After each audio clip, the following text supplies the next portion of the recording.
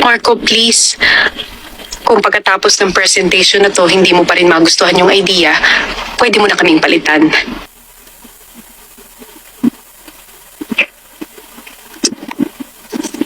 Ang dami ko na kasing piniresent sa'yo ng mga ideas pero wala ka namang napili. Naisip ko nga na baka naman meron ka na talagang gusto. Pero ayaw mo lang aminin dahil ayaw mo nang balikan.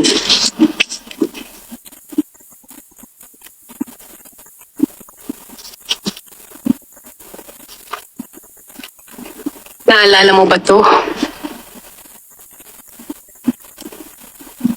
Diba dito nagsimula ang lahat? Ilang buwan tayo nagbatuhan ng ideas, ilang gabing pinagpuyatan yung plano. Kasi diba sabi mo, this restaurant is going to be special. This will be our future baby. And Mrs. Rowe, I will always forever. And as your customers eat, they will not only experience your family's legacy, they will also have a chance to add to the many memories that this house holds. Kaya sa bawat subo, tandaan mo na para sa iyo ang bawat Remember, it's your dream. It will honor your grandfather's philosophy that cooking is generosity. And cooking is your way of giving love and love and love and love and love. Mo, umalis ka na, halata. Talagang plano ituloy itong project na to. Kaya mo lang tinanggap to para gantihan ako. Saan manggaling yan? Either that, o gusto mo naman talaga yung plano, pero ayaw mo lang tanggapin dahil kasama ko sa buong ng plano yun. Hindi na kukuha gusto niya. O baka naman kaya ayaw mo aminin dahil hanggang ngayon ako pa rin ang gusto mo. Wow, really? Eh bakit nga? Sabihin mo sa akin bakit hindi mo nagustuhan. I deserve an explanation. Ano? Ano sinabi mo? I need an acceptable reason. Bakit? Dahil tinrabaho ko yun. Pinaghirapan ko yun.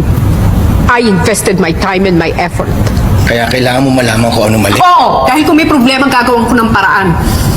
Dahil hindi lang oras at pagod mo ang pinuhunan mo, di ba? Pati puso't kaluluwa mo, di ba? Dahil ginawa mo yun para sa isang taong iniisip mo na may tiwala at paniniwala sa'yo, di ba? Na kung magkakamali ka man, iniisip mo na bibigyan ka niya ng pagkakataon na itama yun. Kasi pinaniwala ka niya, mahal ka niya, na mahalaga ka sa kanya, na iisa ang pangarap niyo, na pareho kayo ng tinatanong na buhay, di ba? Kailangan mong malaman kung bakit isang umaga paggising mo biglang nagbago lahat. Bakit wala na siya? Bakit mag-isa ka na lang? Kailangan mo ng dahilan, di ba? Kailangan mo na mapangahawakan kung bakit kailangan mong tiisin na magmukhang tanga. Na magmukha kang tae sa paningin ng tao. Sa paningin mo, sa sarili mo. Kasi hindi mo alam kung paano eh. Hindi mo alam kung kailan. Hindi mo alam kung ano nangyari. Kung ano mali sa'yo. Bakit kanya iniwan? Marco.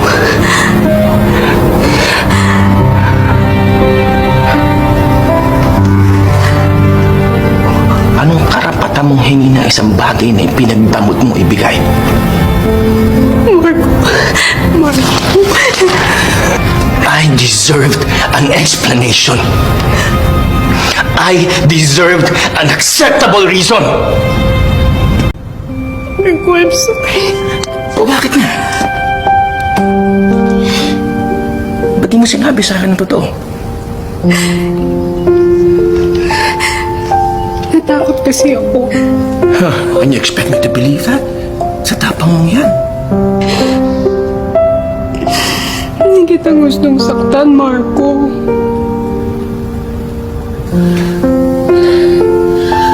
I almost died.